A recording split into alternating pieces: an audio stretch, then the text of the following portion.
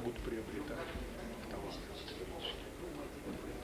А тогда спрашивается, какое же это усиление мотивации, какое же это усиление стимула, если человек не может приобретать больше товара, если он не несет непосильную тягу в связи с повышением цен. Вот мой взгляд.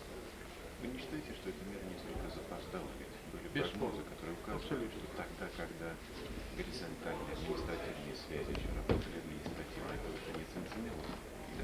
К нормальным таким общечеловеческим отношениям.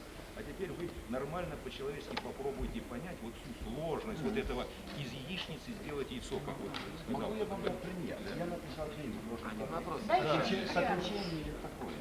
Вы западные страны могли бы их просто в кредит и просто считать, Не надо которые мы, слушайте, которые мы сэкономим на оборону сейчас. Да, на подарки не надо. Это же идеи, которые двигаются. Вопрос гораздо серьезнее, чем кредиты, чем подарки. Гораздо серьезнее. Вопрос просто действительно партнерского, совместного, потому что эта проблема, если хотите, я не хочу сейчас в философию в эту лезть, потому что мне обязательно кто-то начнет цитировать и сказать, что вот лезет куда ему не следует лезть. Это действительно так. Эта проблема вообще очень сложная. Понимаете, вот была ветвь мирового развития, по которой мы пошли. Пусть она оказалась не столь эффективной, которой вам посчастливилось пройти. Но вы на нашем примере тоже что-то получили. Если не отрицаете друг на друга, я договариваюсь на 3 часа. А вы сейчас хотя бы один. А можно вы марш?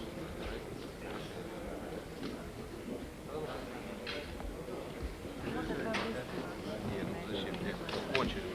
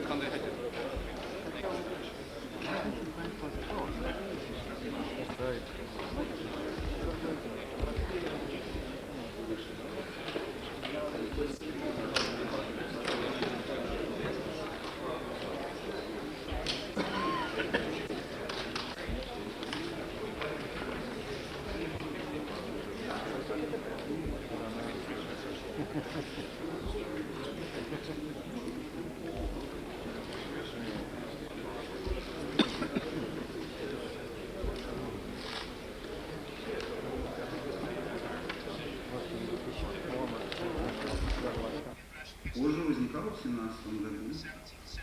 Очень похоже то, что было, на то, что сейчас. Это если взять 15, 16, 17 год.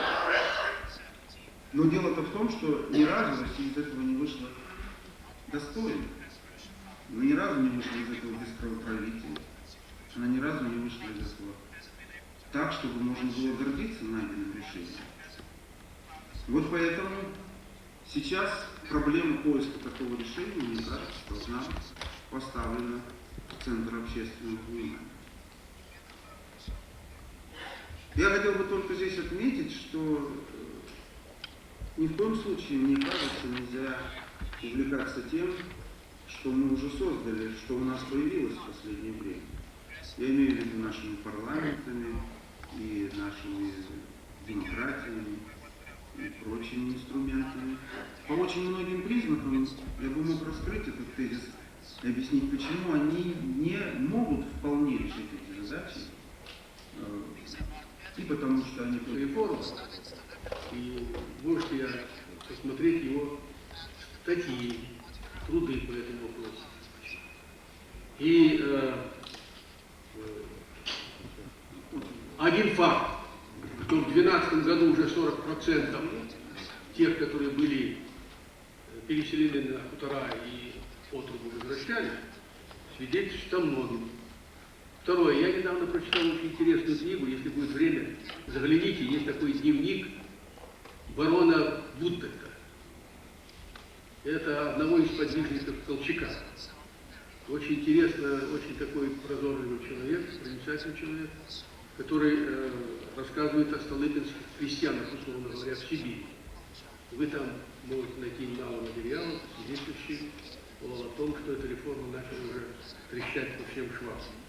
А идея была такова, идея создать новый социальный строй, выделить так называемых зажиточных крестьян, соединить его с дворянством и на этой базе вести дальше развитие России. Это я просто, кстати, не чего-либо дискредитируя, кто связан с Столыпиным, просто призываю, что мы должны объективно, в конце концов, оценивать и себя, и других. И последнее. Что касается ситуации, вот еще домой задал вопрос ситуации в Беларуси, во-первых, я прямо скажу, так уж поскольку честно, глядя на вас. И я, например, не очень много знаю о том, что там сейчас происходит.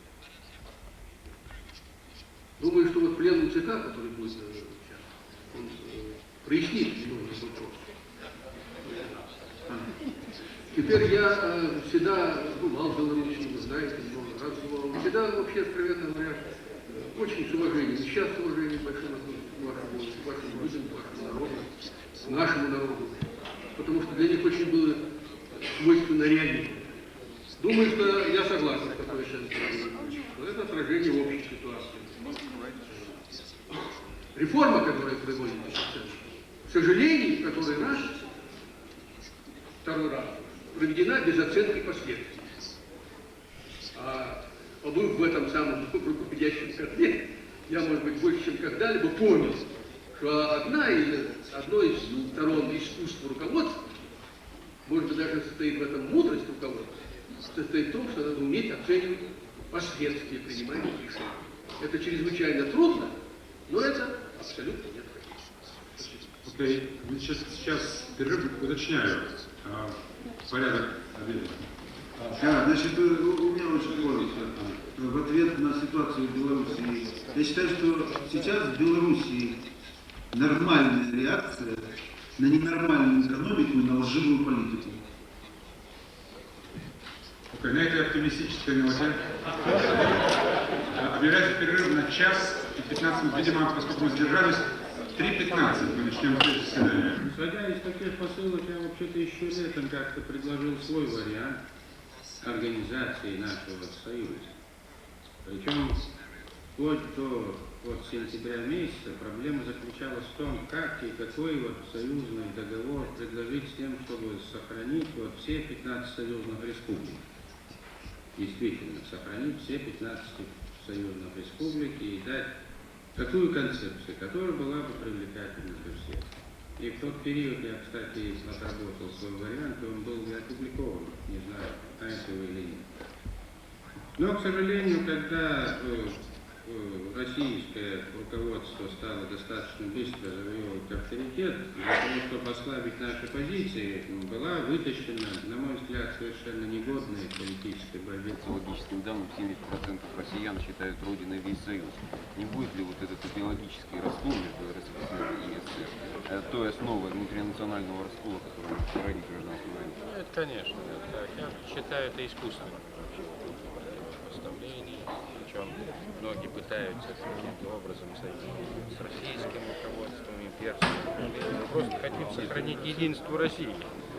Ну, так, вот наша задача, главная, стратегическая. И мне казалось, что более святее задачи быть не может, что на основе единства России можно как раз найти ту основу консолидации, соединения всех сил. Но, к сожалению, и это не происходит. Понятно, потому что, в общем-то, говорится, что распад СССР порождает распад РСФСР по принципу домино. Так это неверно.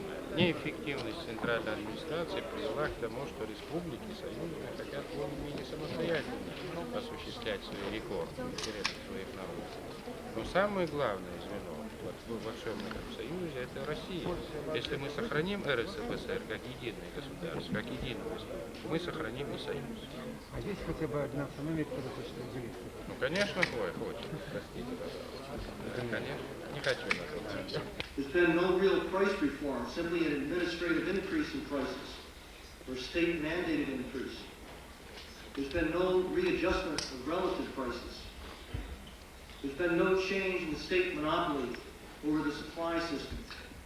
And that's, of course, the reason why when prices are increased, there's been a very little or non-existent supply-side response. There's been no depolitization of the central bank, no decoupling of the central bank from the budget policy. And the budget policy, of course, is constrained to bail out the inefficient enterprises. And as a result, there's a tremendous inflationary potential in the Soviet Union that we're all witnessing. So people say, for example, we pretend to work and they pretend to pay us. We hear that in the United States. We also hear in the United States about the current price reform that the bad news is that there's been a 400% increase in prices. The good news is there's nothing to buy. And that's kind of a sad commentary on the state of the system. And that's, for example, why I read an article in the Washington Post the other day by David Remnick, who's a Moscow correspondent, and he interviewed some miners, and what the miners said that they really wanted was they wanted a change of system. They didn't want a revolution necessarily, but they wanted a peaceful change of system because they considered the old system to be a complete failure. The recent policies that we've witnessed since last September, when there was a window of opportunity to enact the Stalin plan, the 500-day plan, and that's, Cato had a conference here last September to discuss that, and many of the same people who attended that conference.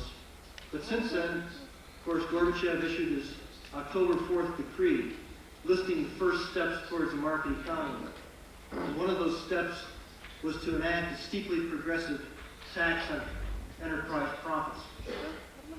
Well, мы идем, конечно, не самым эффективным рыночным путем. Даже рыночники, демократы, которые поддерживают рыночник, тоже вынуждены понимать, что за 2 года в Исраиле приватизация не проведется. Если за 2 года приватизируют ППК, мы угробим и ППК и не создадим никакой основы для дальнейшего формирования рыночных экономик.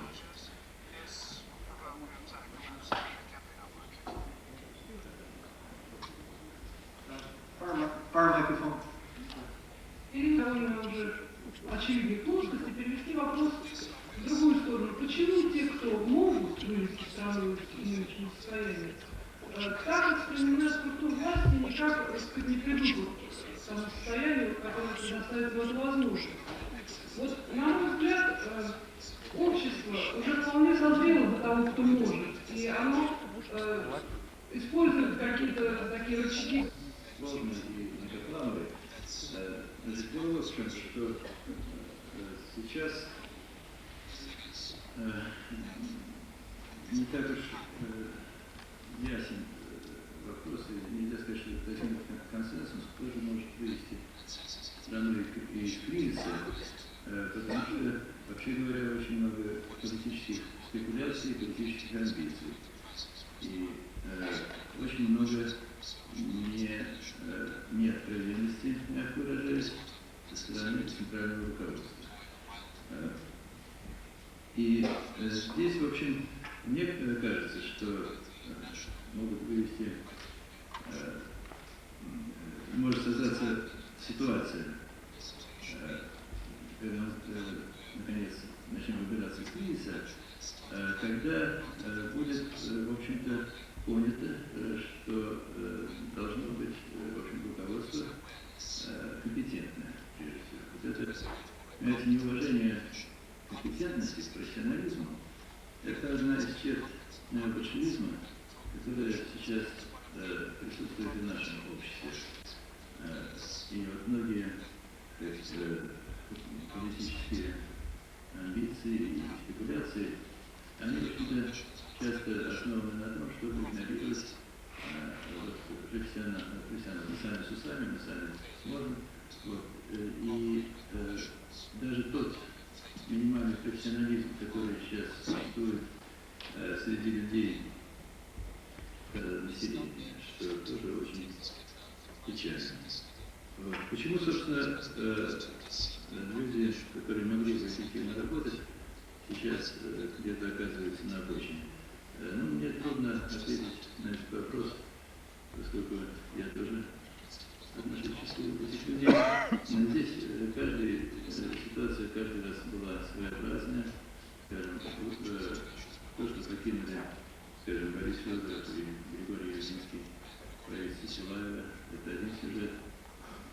То, что покинул президентскую команду Шатаева, другой сюжет. Как я покинул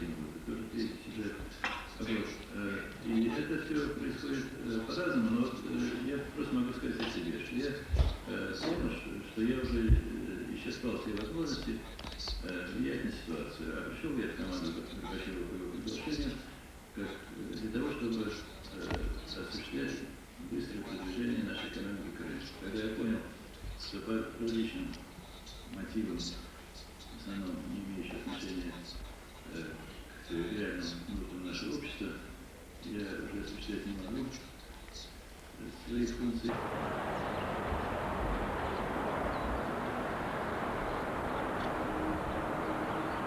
This is the Kremlin in Moscow.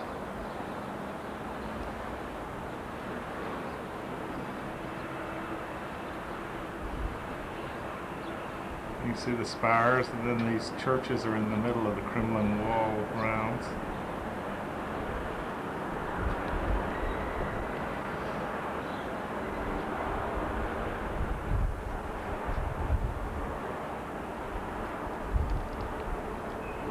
That's the Ministry of Foreign Affairs in Moscow.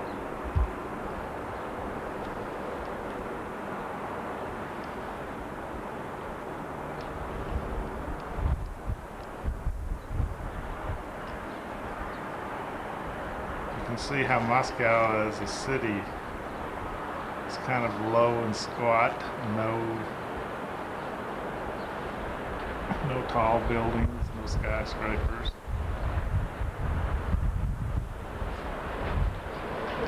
This is another one of those buildings that looks like the Ministry of Foreign Affairs. There's 7 of them in the city. This one is an apartment complex.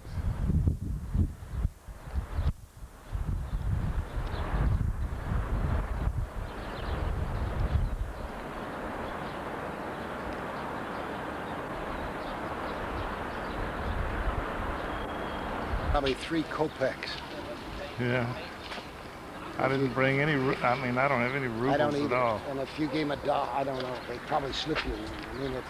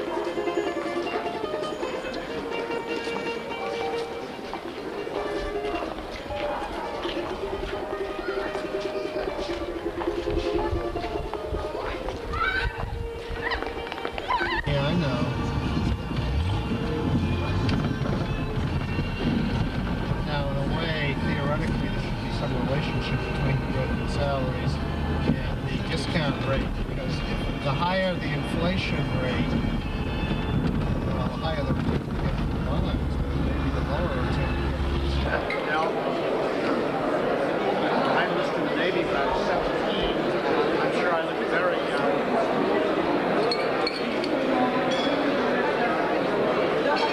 Yeah, I kept thinking that those soldiers today look so young. Then I remembered they're 18 years old. I have an 18-year-old son that would look equally young if he was.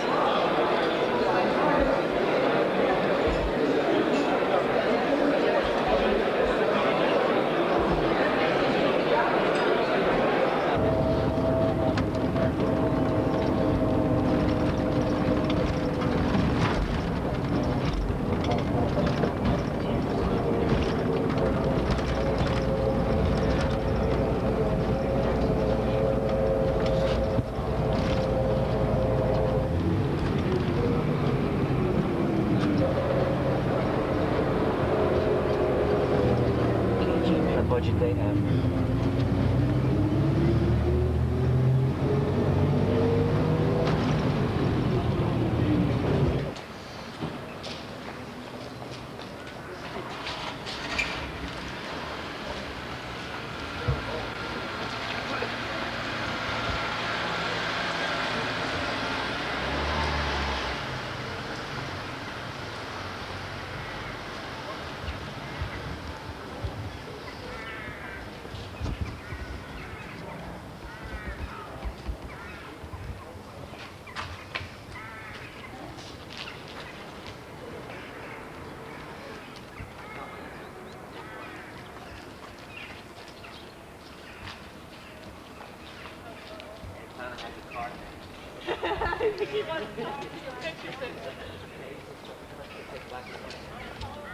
Poodle, stand over there.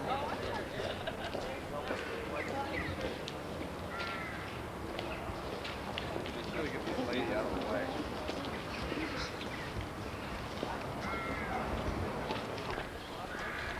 Come on.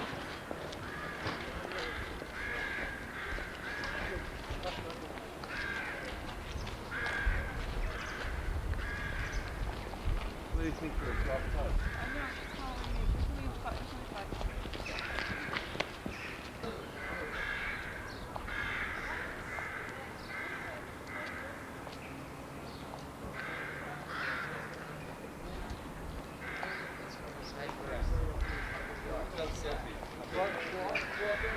London, you please.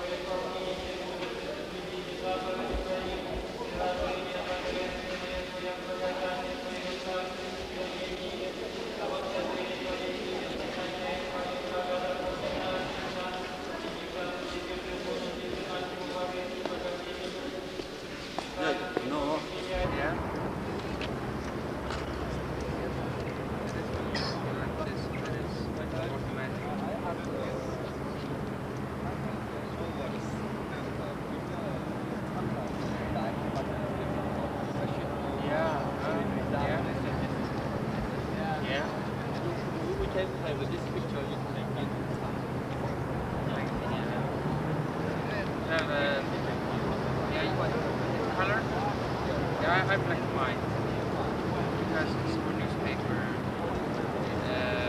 It's for all any newspaper. It's also 400. So it's very.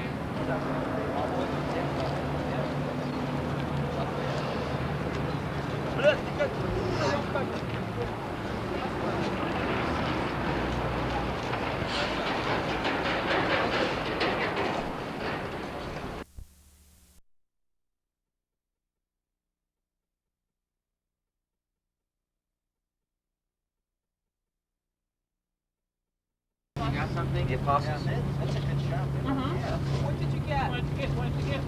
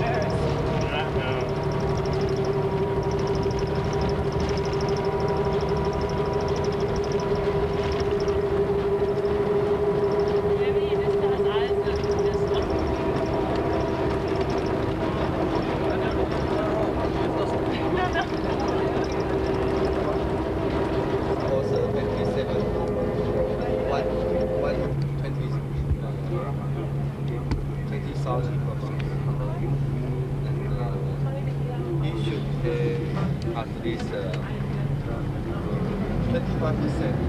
more price. So means he should pay 4,000. 4,000 is a very bad house. So if you want to get more better, you should pay.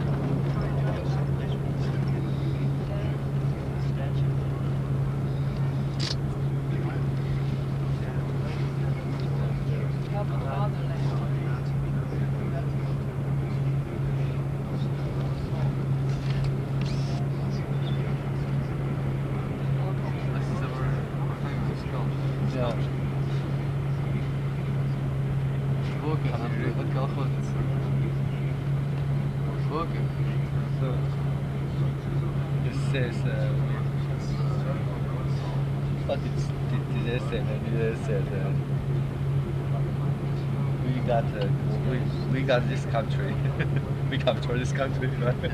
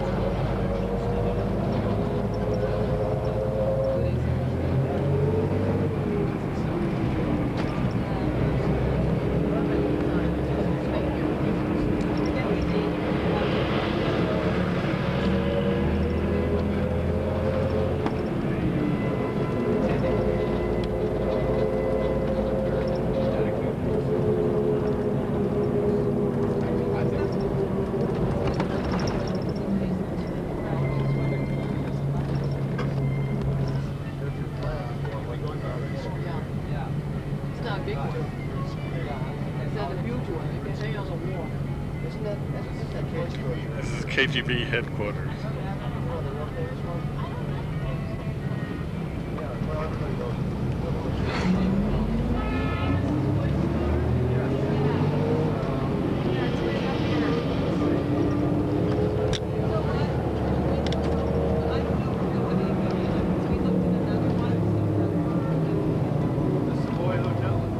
first KGB head, Felix Dzerzhinsky.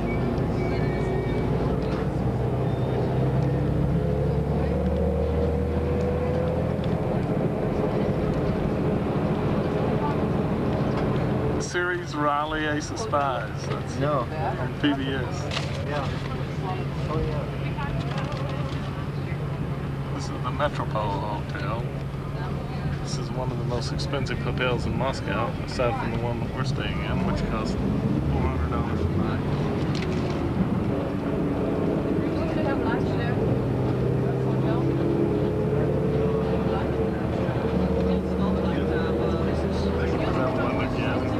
Red Square's just right down past this building that's in the center right here.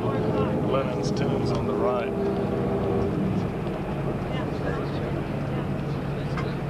There's St. Basil's.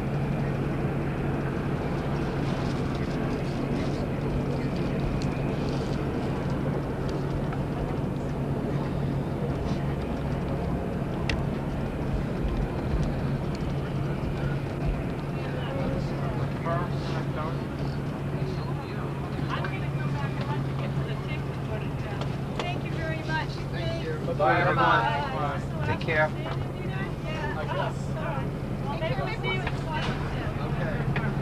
Bye. Brad, no?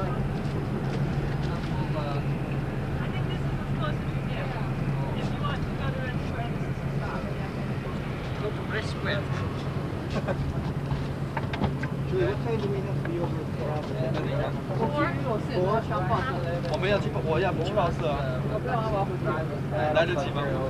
Will you go to KP?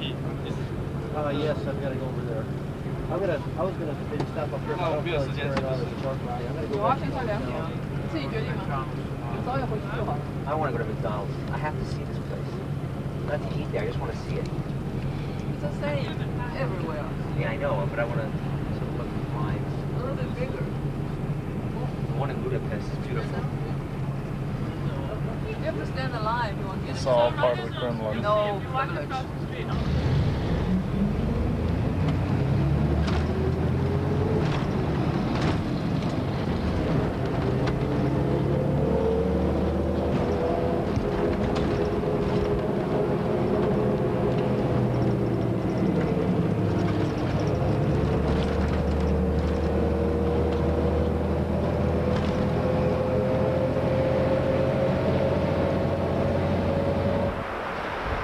This is the hotel we're staying at. It's a hotel by the Central Committee. And notice there's a gate and there's a wall all around. Notice it's this kind of metal fence all the way around this thing. And you have to enter through this gate.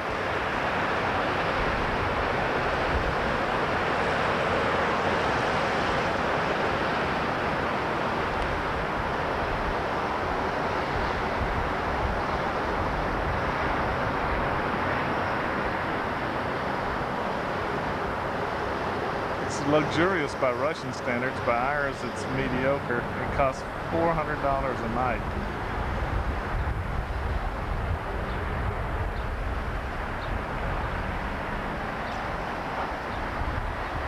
$400 a night for this place.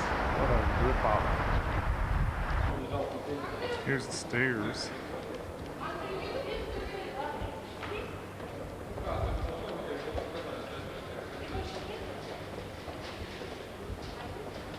That's Lenin, of course.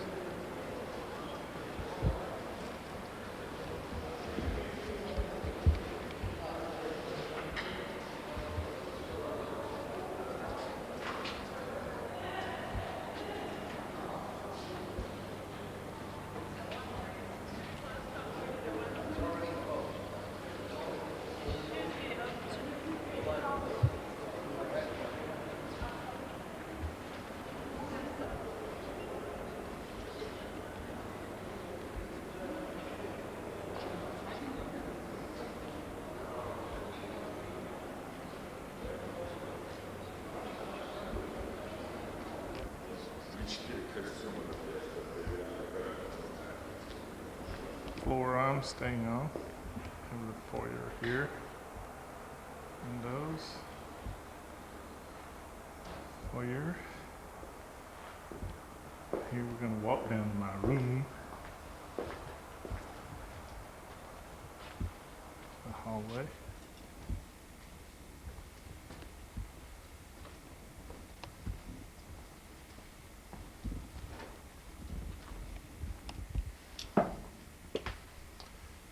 Here's my room.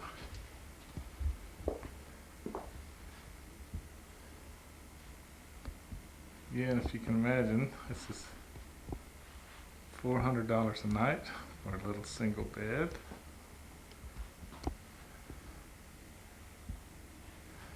It does have wooden floors. Television. The room. Sink. There's me videotaping. So they do provide the little toothpaste and stuff like that. Toiletten.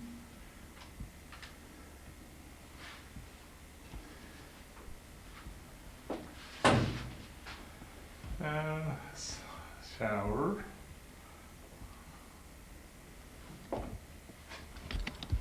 It's one of those gingerbread type places.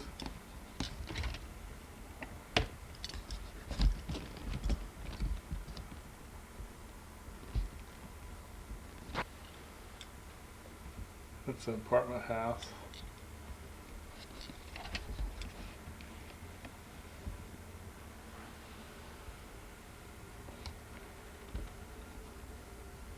It's one of the main streets going into Moscow. There's not too much traffic on it. There's an interesting old church.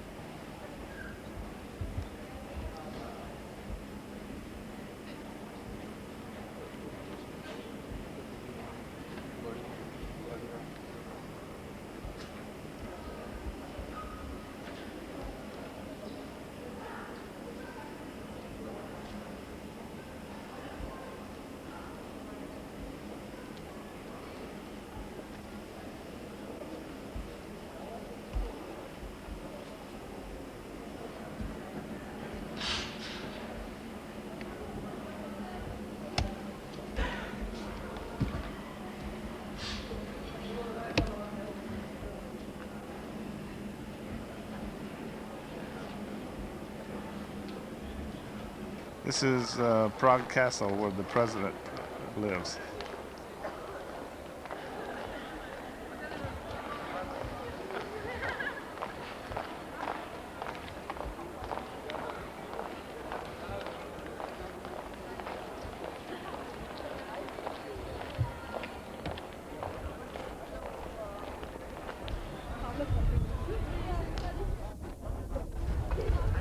This is Prague from the Castle Hill.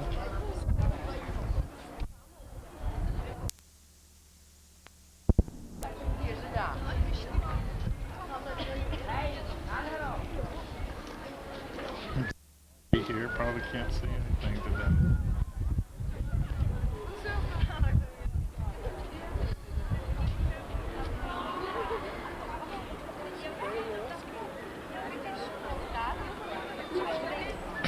This is the residence of the Cardinal of Czechoslovakia.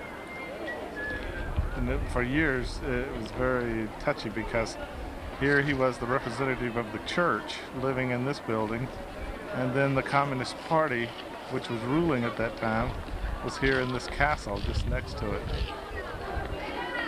Part of the castle.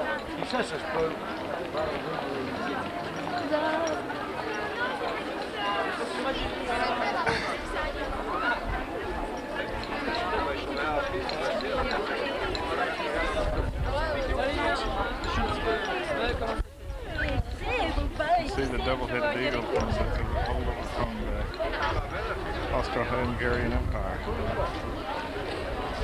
Now I'm going to go through these gates and take some pictures inside. You can see this church that stands behind it. It's a fantastic church. I'm going to take some close-ups a bit.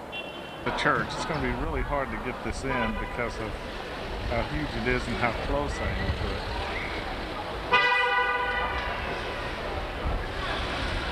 That's a big stained glass window.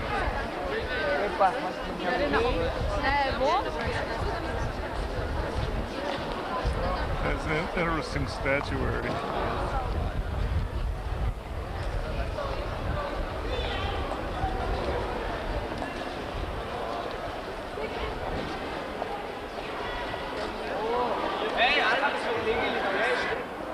These are water spouts. Of course, they're called gargoyles. All of these are water spouts. The water comes out of the mouth of these statues as it runs off.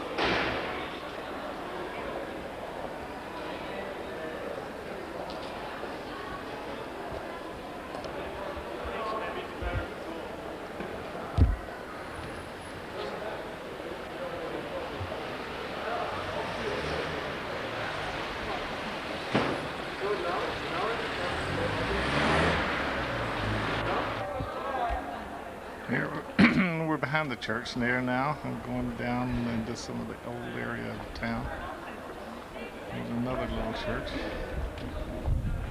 Theater that was then in the Austro-Hungarian Empire, and it talks about Maria Theresia. See, there's Maria Theresia, etc. It was during her reign. And the coat of arms is there.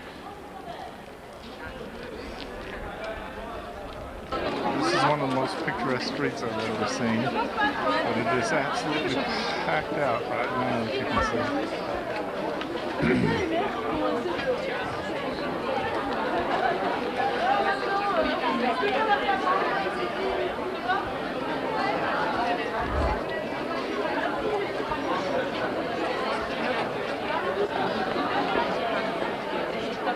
And this house runs Kafka.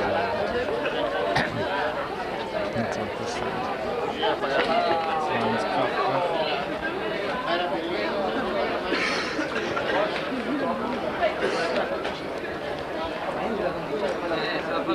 But it's just like a little fairy tale village here. But this is where cobblers and other small shopkeepers used to live around the castle.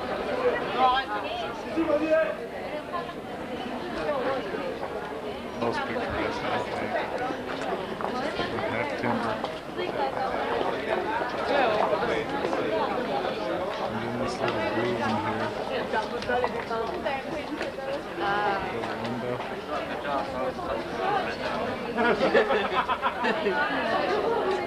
The back of the church.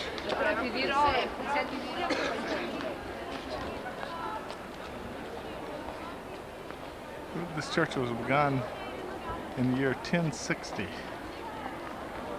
And they say it was not completed until 1929. They keep working on it. You can see it's got scaffolding there now, repairing some of it.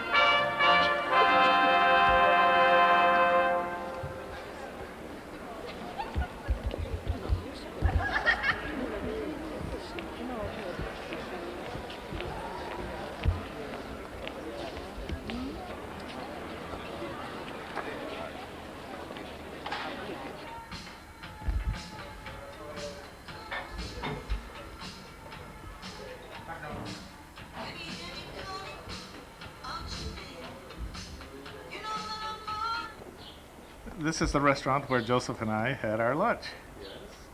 You see, I can narrate this from Thursday, April 25th, right? That's right. And you can see the street. But you could take a picture from inside, huh? I did. I took a picture Really? while you were. It's not enough light, huh? No, this is a very low light.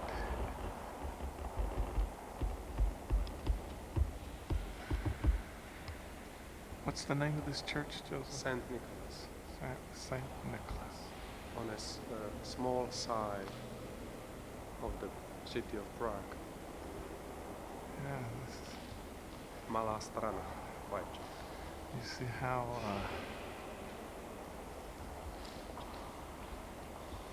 this is just so ornate.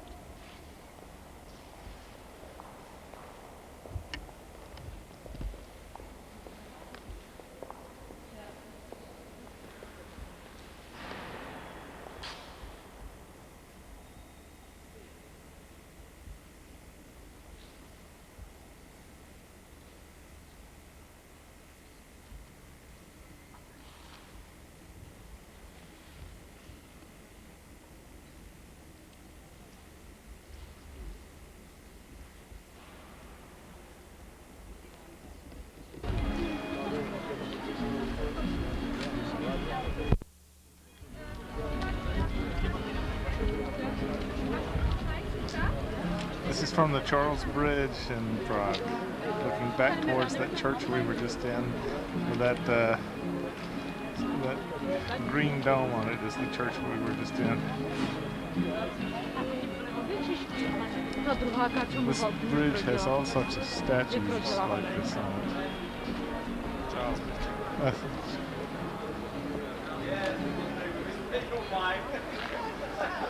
They have artists selling things.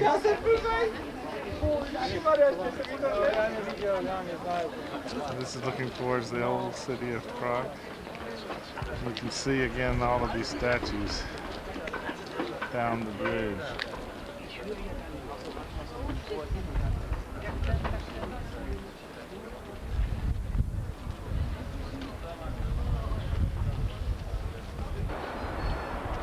This is from the bridge.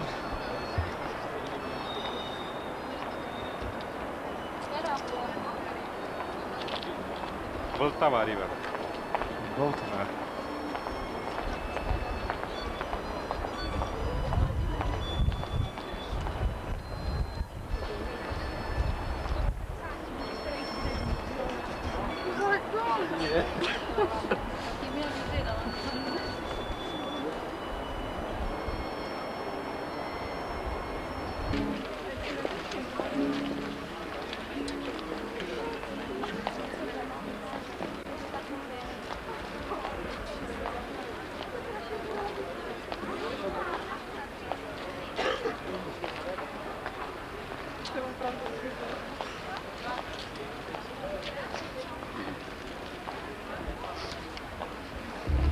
It's hard to take this when you go into the light.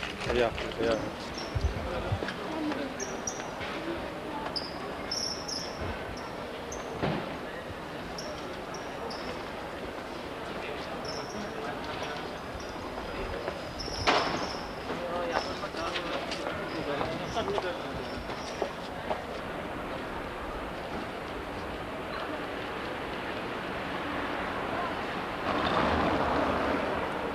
This is St. Wenceslas Square in the middle of Prague. Statue of St.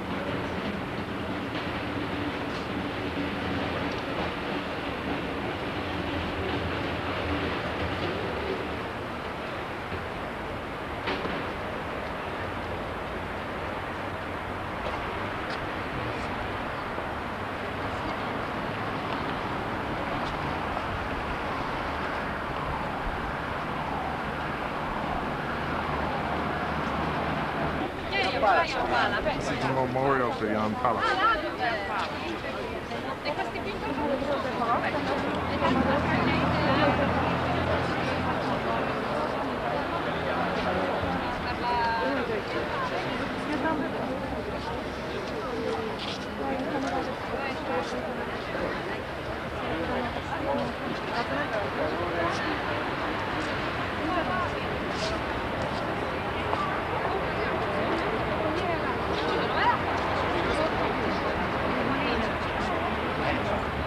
That's it.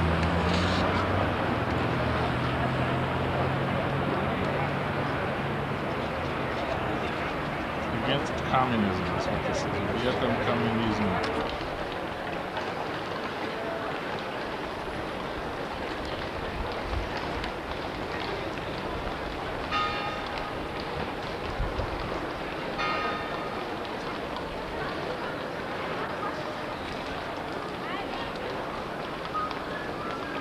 This is called the Old Square.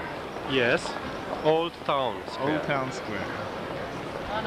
Староместské náměstí.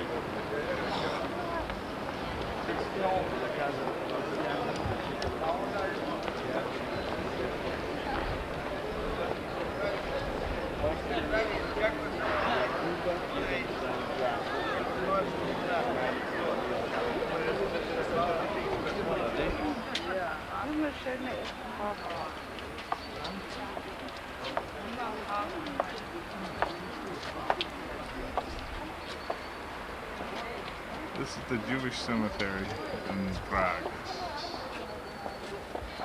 And they had so little space that they had to bury very many of them on top of each other. That's why there's such a jumble of tombstones.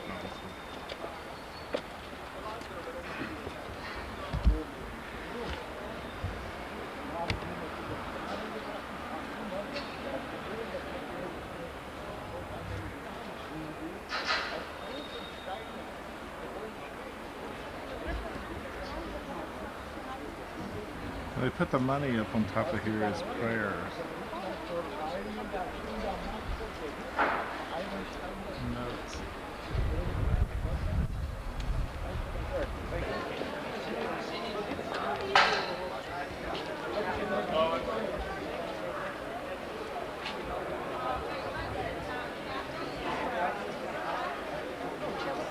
This is the entrance to that cemetery. There's a synagogue up there.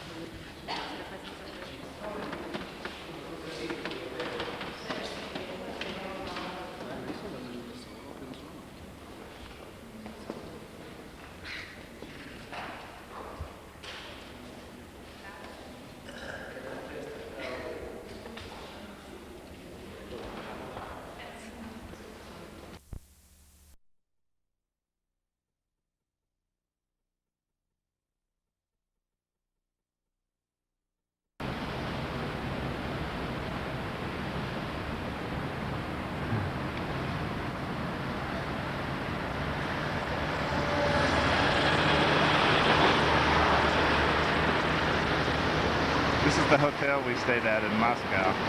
Looks like a bit of a castle, doesn't it? I mean, you can see the gates here. And there's a KGB checkpoint right there through those doors. This is a Communist Party hotel. I'm talking on the tape.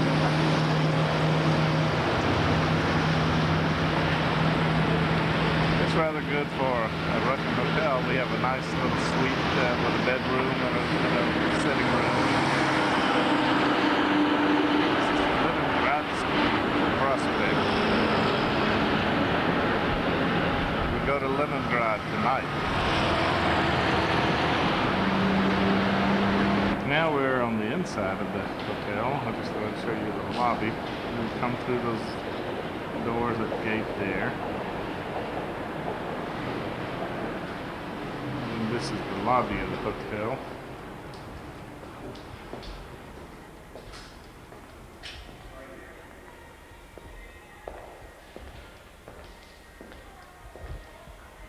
Administrative section.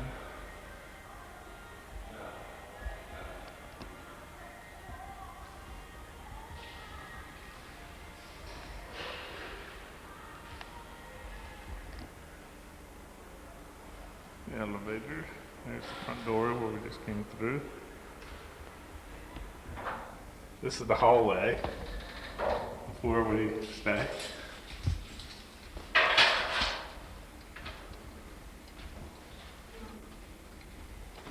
Here's the room. It's a little small suite in a way. There's a bedroom over here to the right, and over here to the left, a little living room. And then, we have, this is the bathroom. They separate the bath area like they do in many European places, the bathroom from the toilet area. And here's the little living room. It's a color television, little cabinet with china in it, desk, these doors going. And then here's the bedroom. The beds are very comfortable.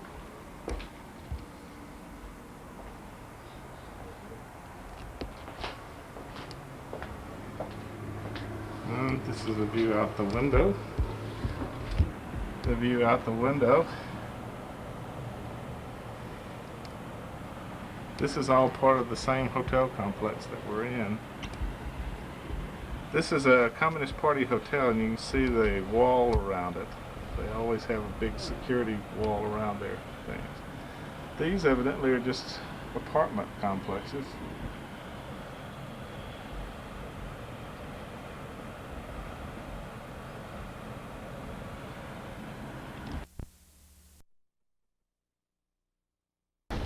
We're now on an overlook overlooking Moscow. That's Edith and our guide named Andre.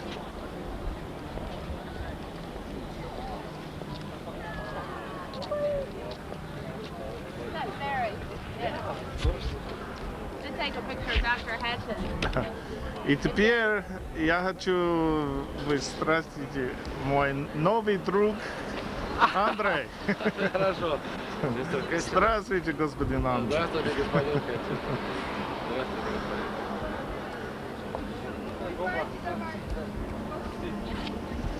And here is Moscow. The Moscow River.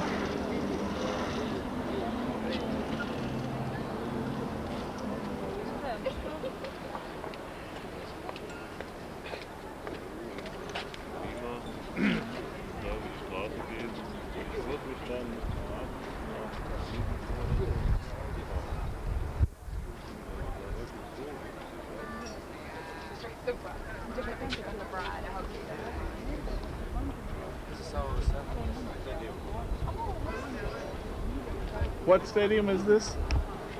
Лужники. Uh-huh.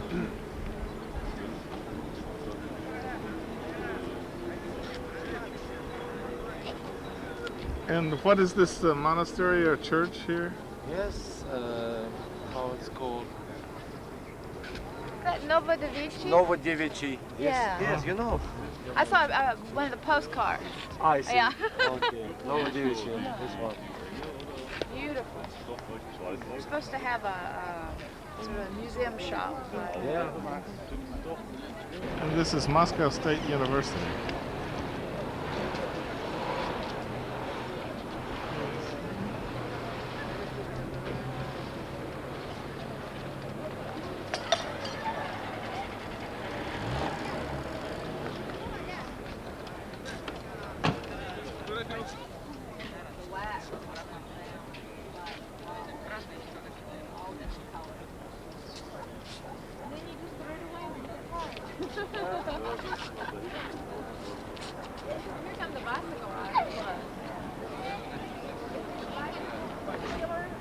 This Moscow River goes almost all around Moscow.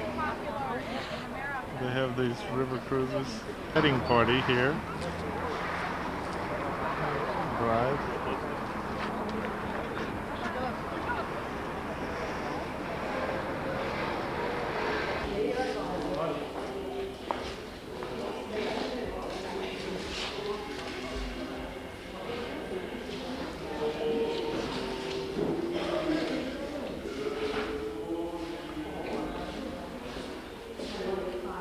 Which one?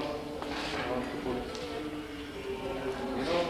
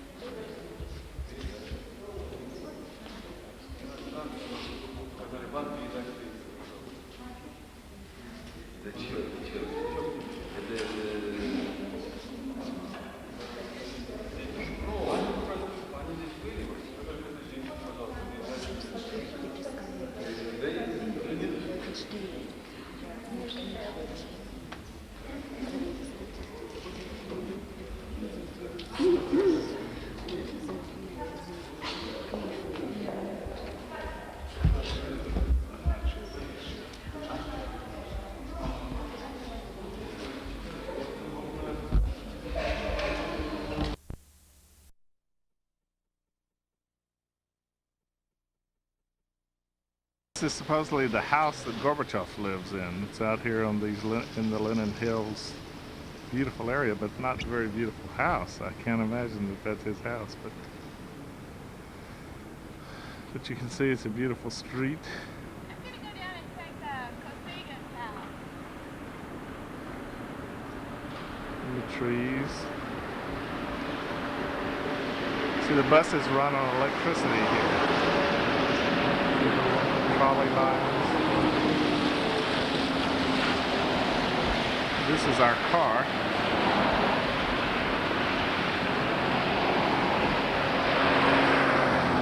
And this is the house of Andrei Kosygin, one of the former Russian leaders.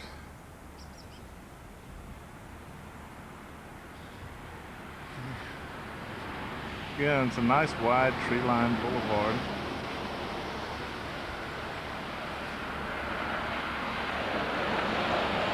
It's Edith. That's where he came. Yeah.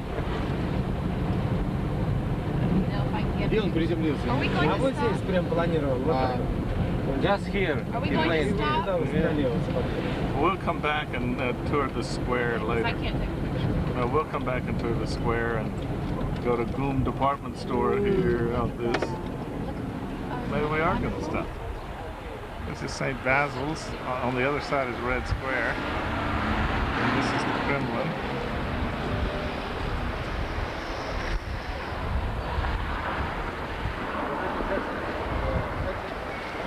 He'll be out of the way.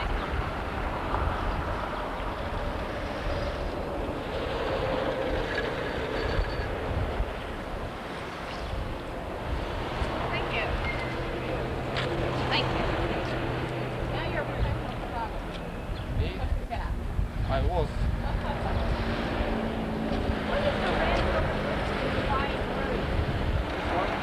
This is the historical museum. Yeah.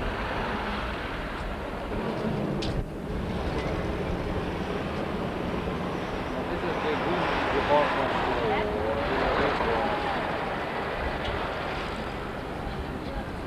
This is the Russia Hotel. This is where we stayed the first time we were here. You can see it's very close to it. This is Goom department store. Yeah, this is good. Yeah. We have to go to Goom and see what's available. And this is the KGB building. Он практически никогда не появляется. Его основной доход – это консультации для создателей шахматных, точнее для создателей программ. Ну и достоверно известно, что он сыграл несколько лет со своим близким. These are all paintings with political significance to them.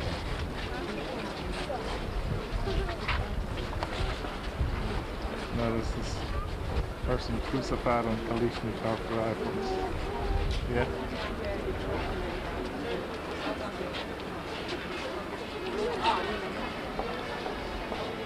Я хочу жить, I want to live.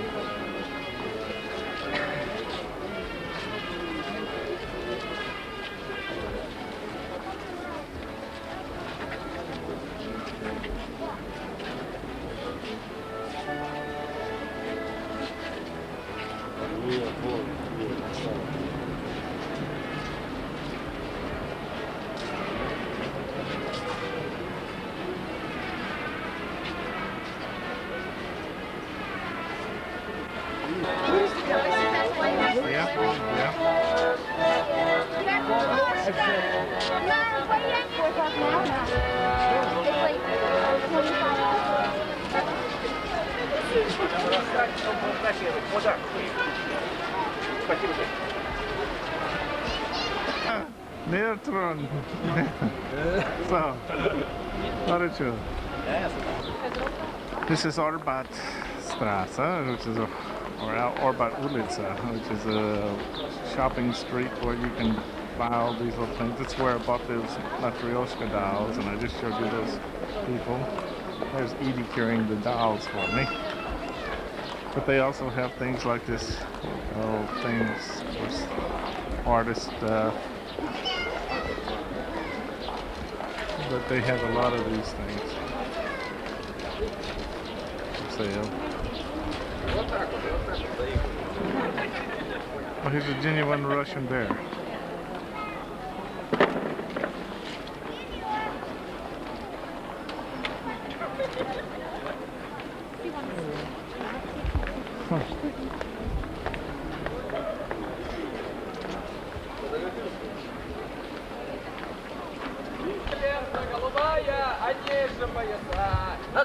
Голубая, они же поясаются. Жаль, жаль, жалко мне не пояса. Жаль, жаль, жалко мне не пояса. А мягкие пуховые осиски у ней. А мягкие пуховые деточки у ней. Жаль, жаль, жалко мне сесочки у ней. Жаль, жаль, жалко мне сесочки у ней. А сладкие медовые губочки у ней. А сладкие медовые губочки у ней. Жаль, жаль, жалко мне губочки у ней. Жаль, жаль, жалко мне губочки у ней. Ах, любить ее можно, а целовать нельзя. Ах, любить ее можно, а целовать нельзя. Жаль, жаль, жалко мне целовать нельзя. Жаль, жаль, жалко мне целовать нельзя. Через речку, через быструю домой. Только речка быстро подвела казака. Искупался в воде ледяной. Только речка быстро подвела казака. Искупался в воде ледяной. Он на другой бережок побыстрее.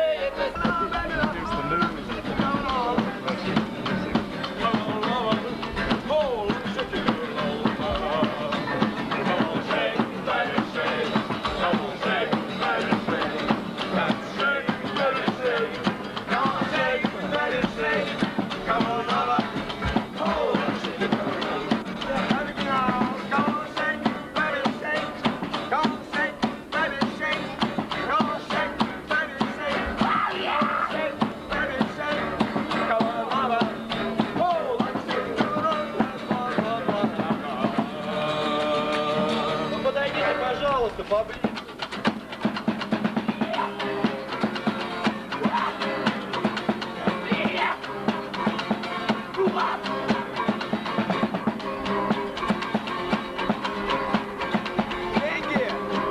Деньги давайте.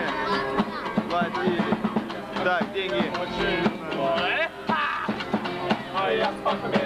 Денег никто не даст, да? Курить хочу до смерти я, но нету денег у меня. Чинарик, а я нашел чинарик.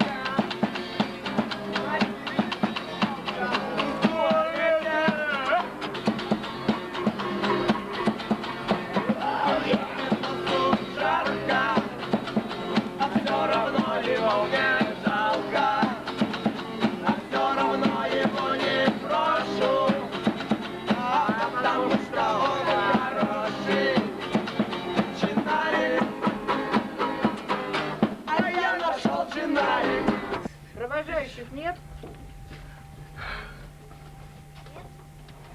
Here we are on the train.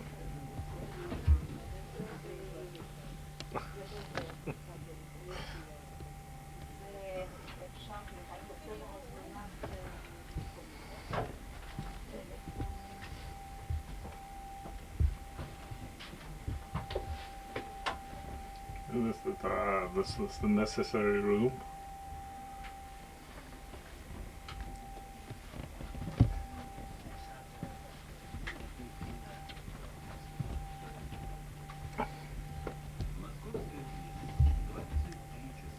Here's Edie in her комната. Комната. And we'll switch places. Yes, I'm trying to figure out what this is. 100 километров. Средний где-то 80.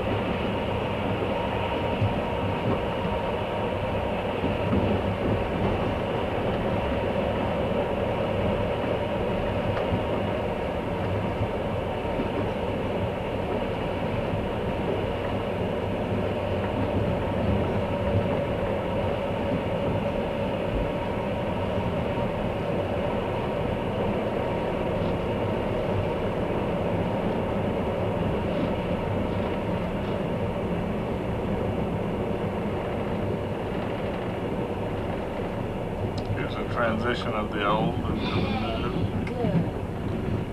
You have the village and then the high rises.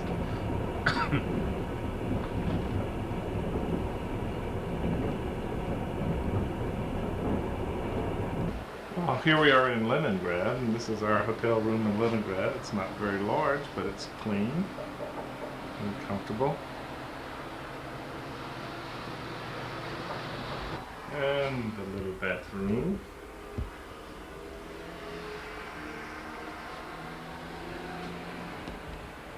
Again, the room's small, but look at the view. Here's the harbor of Leningrad. It's really nice.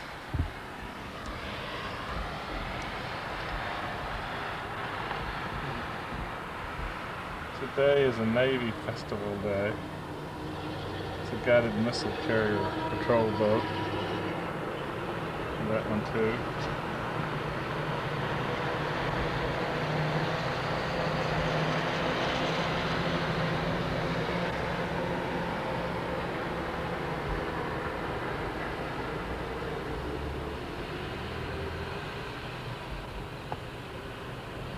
And this is the most famous ship in the Soviet Navy. This is the cruiser Aurora, where the sailors mutinied from this ship here in this harbor back in 1917 to start the revolution.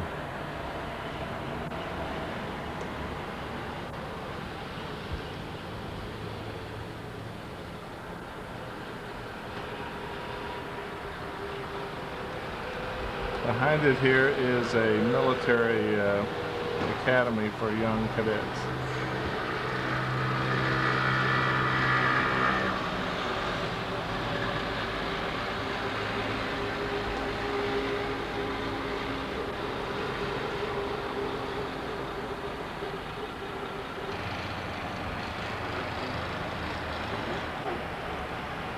There's some kind of ceremony on the Aurora this morning. It looks like, as I said, this is a National Navy Day.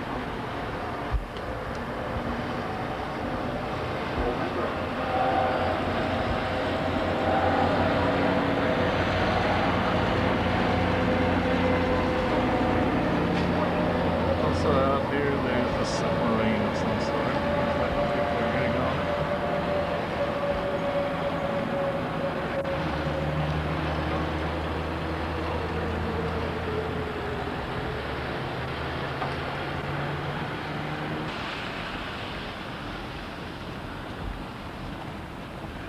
This is the hotel we're staying at in Leningrad. It's pretty large, and of course you can't see it from here, but you see the size of this thing. We have rooms on the 7th floor, about up in here someplace, and they look right out on this harbor. Just look right out, you can see how they're located on the harbor. That yellow building just over that ship there is the first building that Peter the Great ever made in Leningrad. This surrounding it is what they call the Summer Park, or the Summer Palace Park. This is the Hermitage Museum in Leningrad. It was one of the palaces of the Tsar. It reminds me very much of Vienna in the capital in the same period. You can see it's a huge building.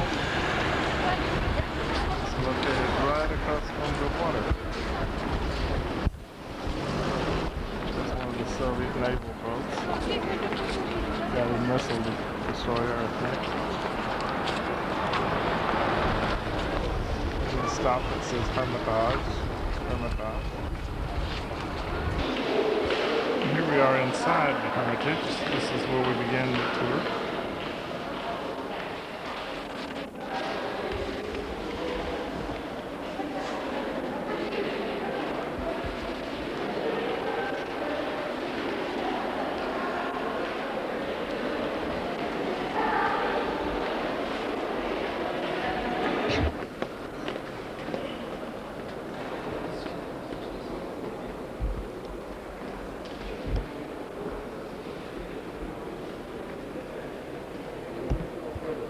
Light fixtures are interesting too. And just look, on this side, there are windows. Mm-hmm. Sort of semi-precious stone.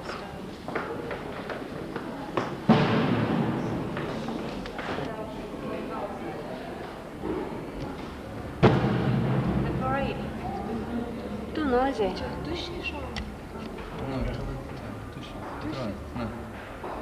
Tu zărat ce este dușe. Tu spatele, te leac,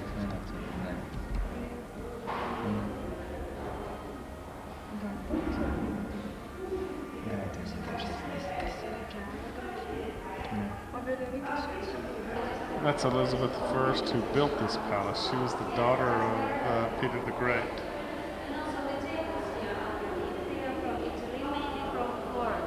And the tops of the tables are inlaid with mosaics. Mosaics are made of semi-precious stones, like here, this is lattice, or of tiny bits of glass. This is our All the guide. tables here are like this. Animals, A flower we call morning glory. morning glory.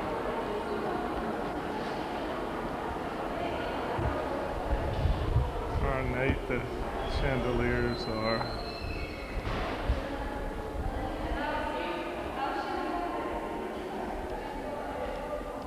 All inlaid things. Yes. And the chandeliers here are Russian work made of gilded bronze and crystal glass. Also in the center, on the floor, you can see the mosaics. This one was made by Triton.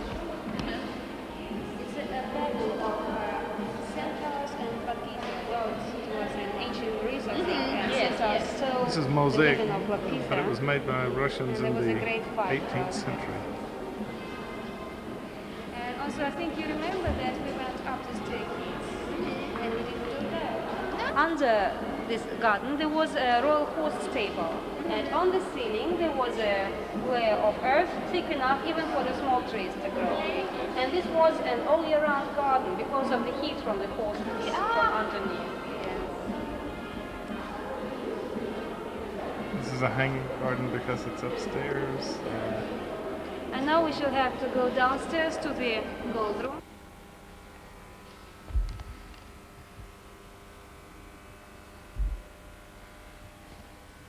This hall has collections from Greece in it.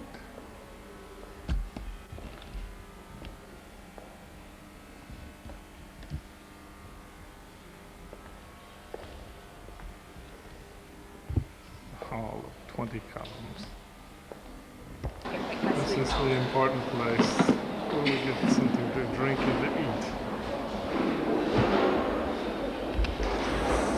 Sandwiches, cookies, and juice.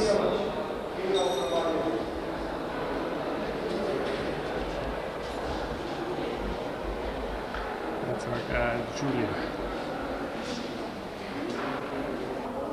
There are two frescoes showing Peter the Great in Prague.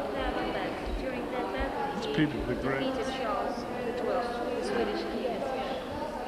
And here, the embroidery on the velvet is made of silver threads. Also of silver, the chandelier is made, the candlesticks and the two tables.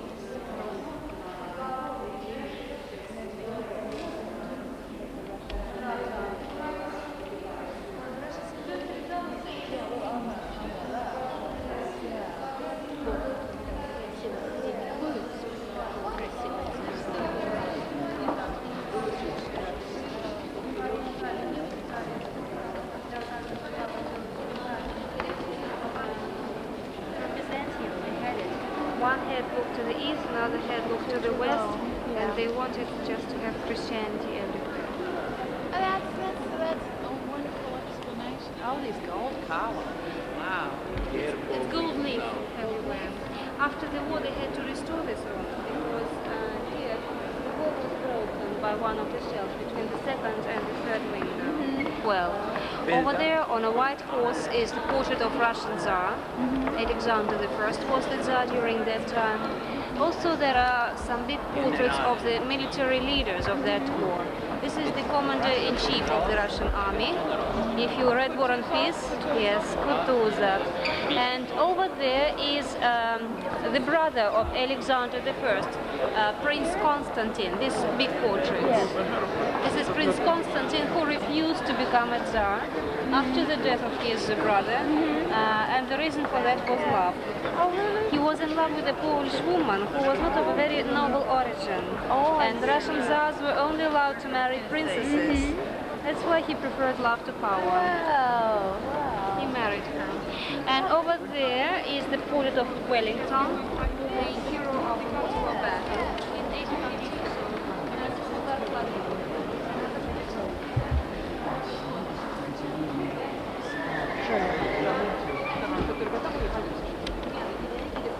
Besides that, there are 332 smaller portraits of generals who participated in that war. Over there you will see some empty frames. They are of course embroidered in silk.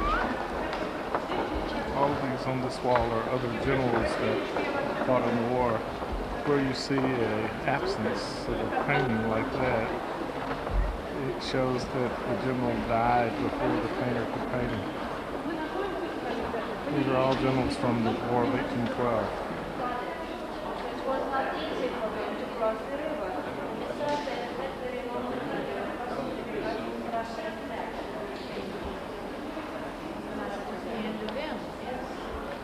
And this set was specially made for Elizabeth I. That is why there is letter E on every plate. Oh, I thought it was for Edith. Edith. And you can see the colors, turquoise, white and golden. Those were the favorite colors of Elizabeth. You can see the Winter Palace is of the same colors Yes. outside. So she simply liked this combination. What was this dish with the side dish? It's Meissen pottery from German This set porcelain. was a special present to Catherine the Great from German embassy. And you can see Catherine herself, her courtiers, and the representatives of different nationalities, which is happening in Russia, and they are dressed in the national costumes. And over there is a Meissen plate with letters C. So that will have personal Catherine II, yes, personal plate. Remember that brooch that we saw down there that had C? Yes, I do indeed. It's Napoleon.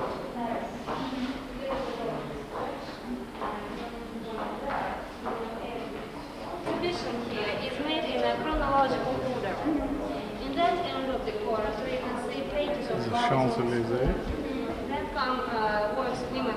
These are French Impressionist paintings. Then the angel on top has likeness and face with Alexander I. He is. I walked down to his portrait. He's a very handsome man. He was nicknamed Angel. Oh, He was really? big, handsome. Really? Because he was. Well, this I can angel, see why. This angel had a very mean character. Yeah. He had it. Okay, so see you later. Okay, we'll see you in 380. This is the courtyard of the Winter Palace where the Sunday Massacre Bloody Sunday Massacre took place in 1908. These are the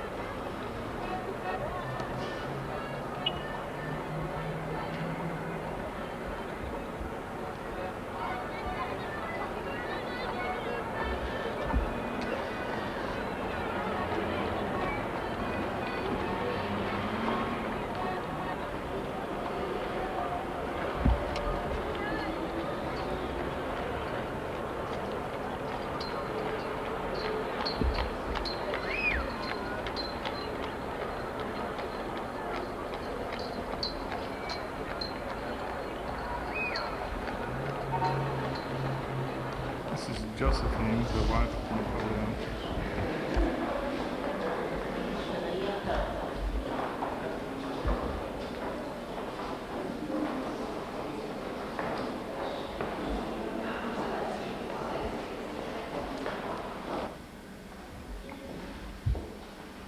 This is a famous portrait of Liberty.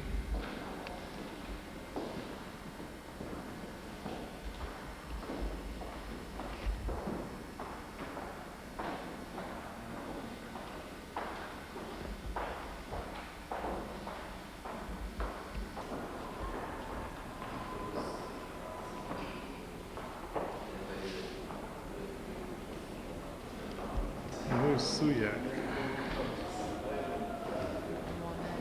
Actually, it's Giverny. This is a French painting from the 14th century, 15th century. It's called Christ Coming to Jerusalem. The detail is amazing considering this was painted 500 years ago.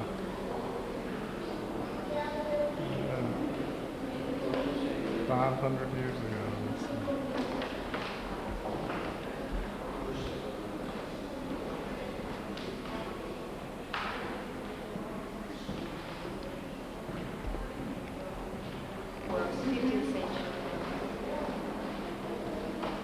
These are 16th century enamels.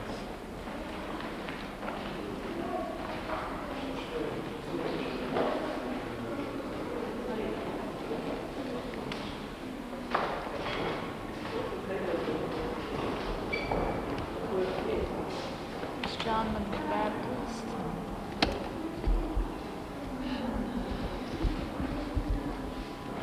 I like the Madonna.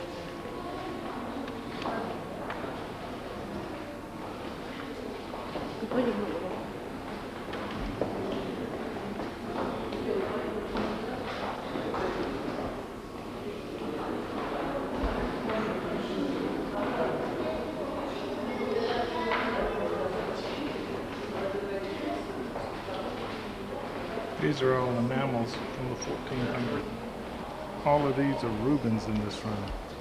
You can see why they call these ladies Rubenesque.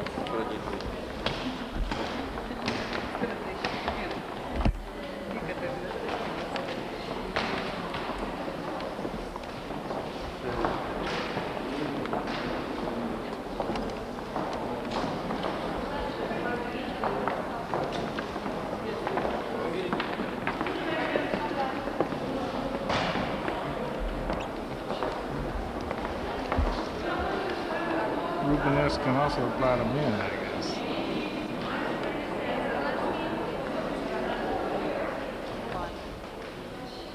Charlotta, or what?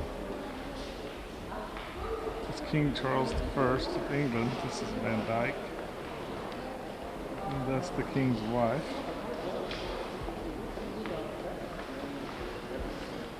And have blue veins. Such Yes, thin skin. yes, yes. That's why we say the aristocracy, the blue blood. Yes. Because we could see the veins through the skin. Yeah. A self-portrait of Van Dyck. He was sent away from Great Britain. He doesn't look real relaxed. Just look.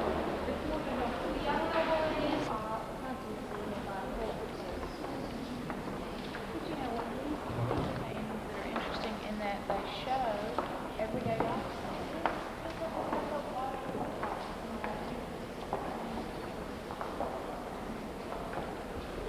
And over there, next to the door, is a painting by James Jordan.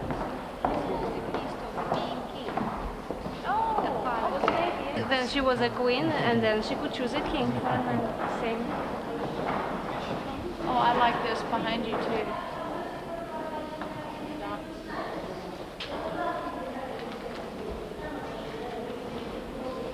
In the next room, there is a kind of a small exhibition of those things purchased. This is armor from the medieval times.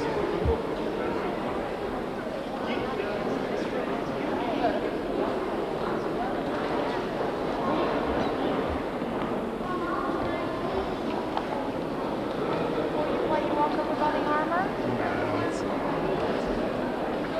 This is interesting. There's black armor. There's others.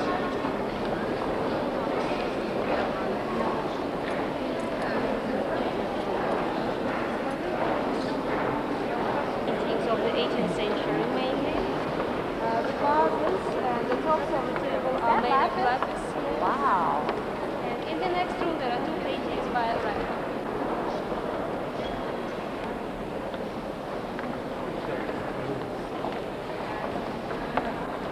So now can you feel can witness the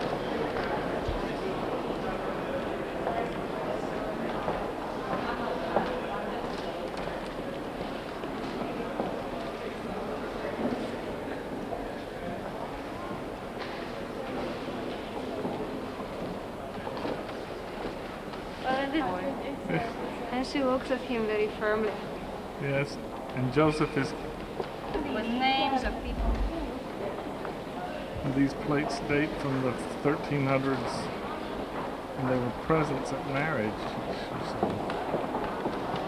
Ставили or Madonna with a pomegranate. Though she doesn't have any pomegranate, she has a book. And you know, originally there was a pomegranate. They x-rayed the picture and they found out that there was, and just look, her palm. It's as if she's keeping something wrong. Not a book, you wouldn't know that one. Probably he decided that knowledge is more important than fertility. And yeah.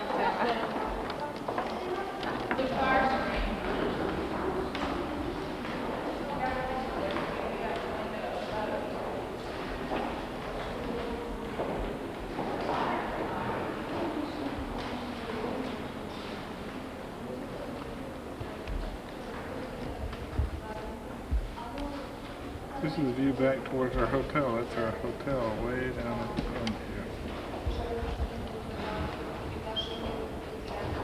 That building right there is our hotel. Here's some of the Navy ships. It's Navy Day here.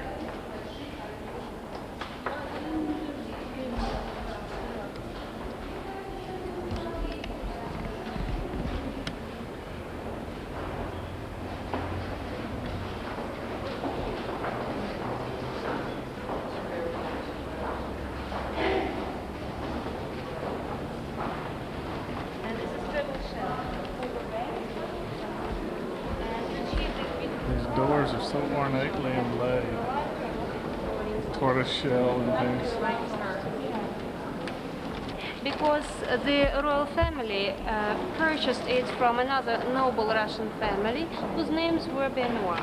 And Benoit themselves bought it from an unknown Italian merchant who didn't know it was Leonardo, so originally it was bought nearly for nothing.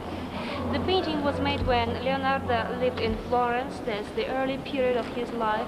The painting is made in oil, and also it is nicknamed Madonna with a flower because she's giving a flower to her baby which is cross-shaped. And this is a symbol of faith. Beautiful frame too. And just she looks like a typical 15th century Italian woman. Her clothes, her hairdo, this is how women looked like. And they shaved hair over their forehead, for their forehead to look higher. Oh, so it looks, oh, okay. For their faces to look more intellectual. Oh. All this was done. Leonardo da Vinci. So all in all, in the world there are only around 14 works by Leonardo, paintings. They don't know it because it was purchased from Italian Duke of Letta. It is painted not in oil but in tempera, a mixture of yolk of an egg and some mineral paint. And here the combination of colors is very unusual. You can see bright red on her clothes, bright yellow and bright blue, very close together. Yes. If any other painter would try such a combination, I think it would look too vulgar, too bright. But Leonardo coped with that. And also here are some elements of landscape in the windows. Too, yes.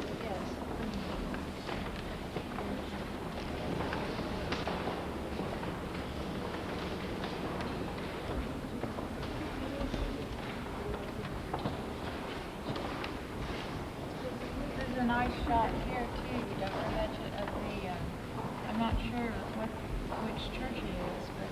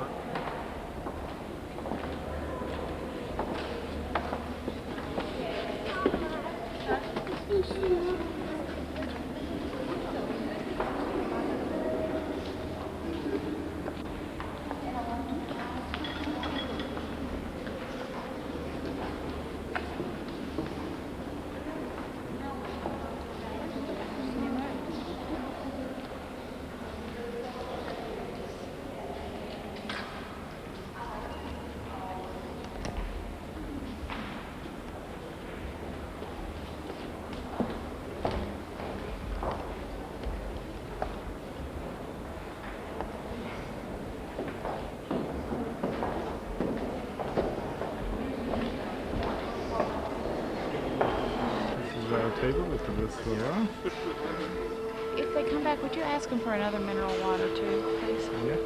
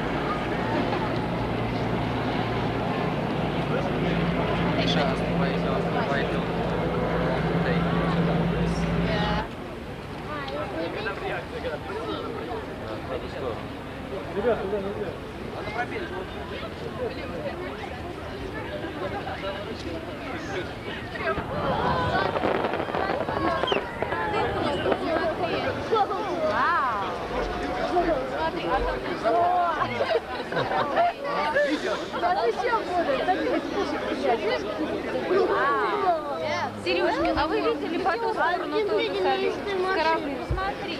С корабля салют? Да, так, с корабля салют.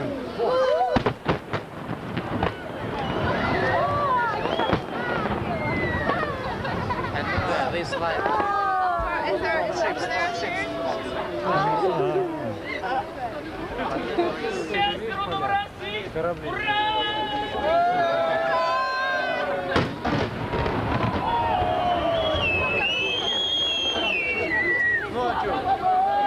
Красиво там.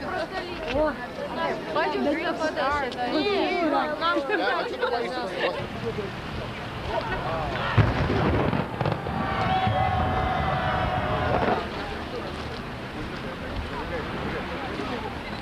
Сверху вверху.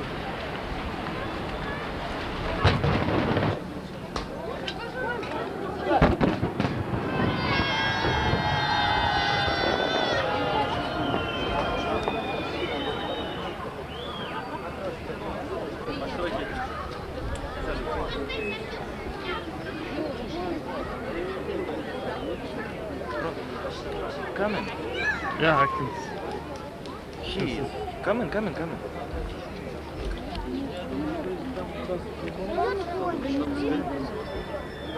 Здесь, во.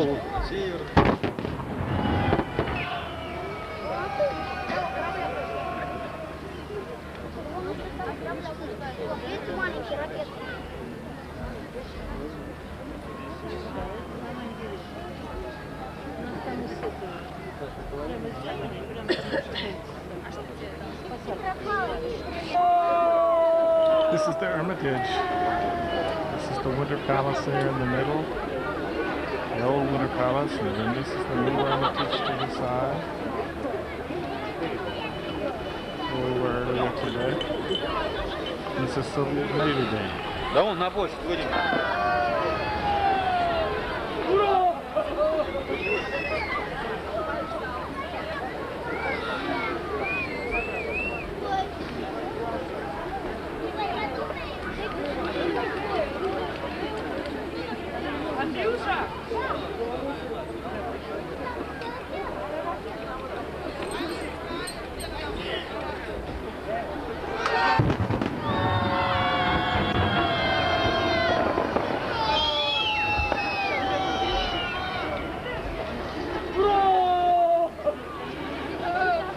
Here's Edie with the two guides.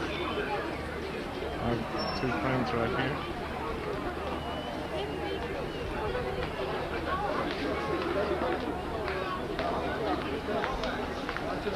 Look at the moon rising over. It's been a full moon here for every night we've been here.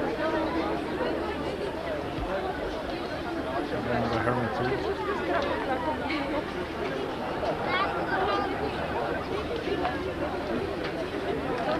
This is the Nieva River.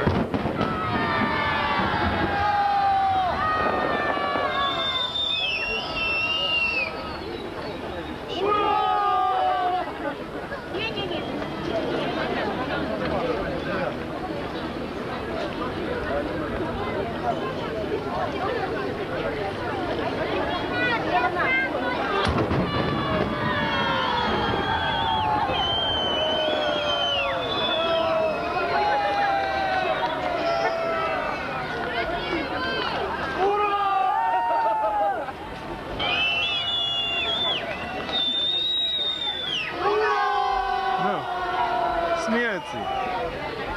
Как ваше имя? Саша. Саша? Это Саша, мой новый друг Ленинград. Да? Я из Америки. Я американец.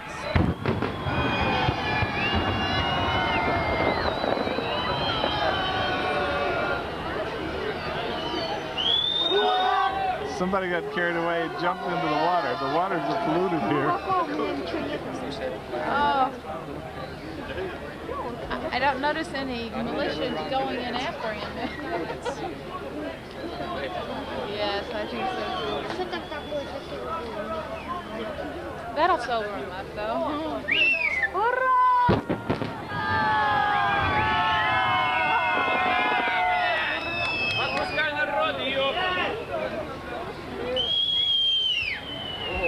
Oh, he came out of the water. He's coming out of the water. There's the guy that got in the water. Моряк, видишь, отметил.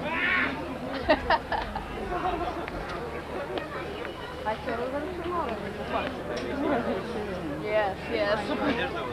А я думаю, я сейчас нырну. Если это police He's arrested.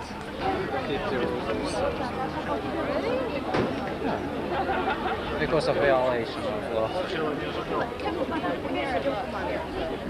The moon. I got it already. You got it? Yeah. Moonrise over the Winter Palace and then the fireworks. Yeah.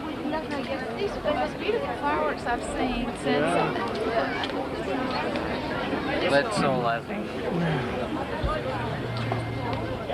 That's good. I have it all on videotape here.